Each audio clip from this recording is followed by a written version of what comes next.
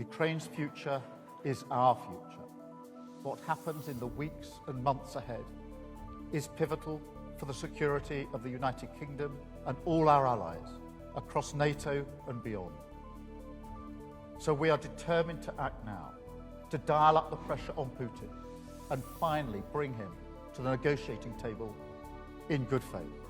And we have to apply pressure not only to Rosneft and Lukoil, but to all Russian oil companies like Surgutneftegaz and others, and to the shadow fleet and its infrastructure, and to Russia's oil terminals.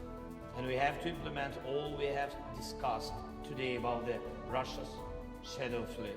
Peace is born from pressure on the aggressor, and that is what we must continue to do. Thank you. The sanctions that the US has placed against Russia's largest oil companies will starve them of revenue and significantly increase the pressure on Putin to come to the negotiating table.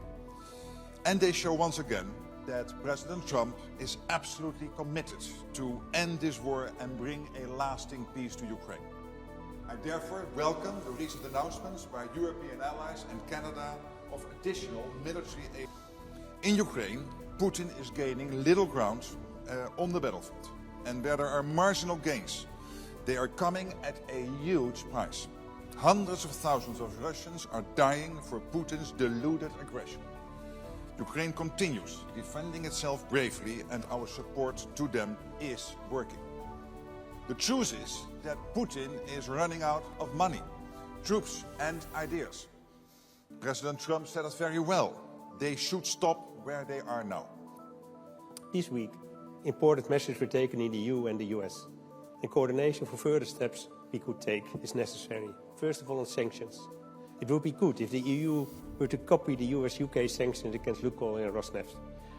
We must also do more to dismantle the shadow fleet systems, and the Netherlands will take its part when it comes to the North Sea. The US will give tomahawks in the end, or is it time for other countries to step up? To Prime Minister Starmer.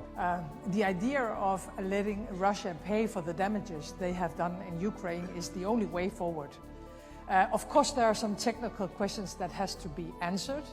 There are a lot of details that we have to work on, but first and foremost, this is a political decision and a political choice.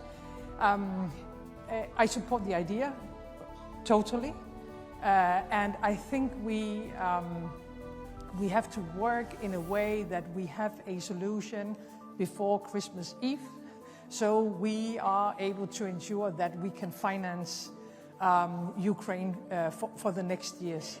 AMP, or in good Dutch. Sorry, I thought it was to reply on what you were asked for. No.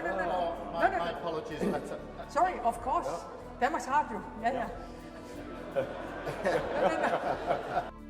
Thank you very much. Thank you. Thank you. Sure. All right.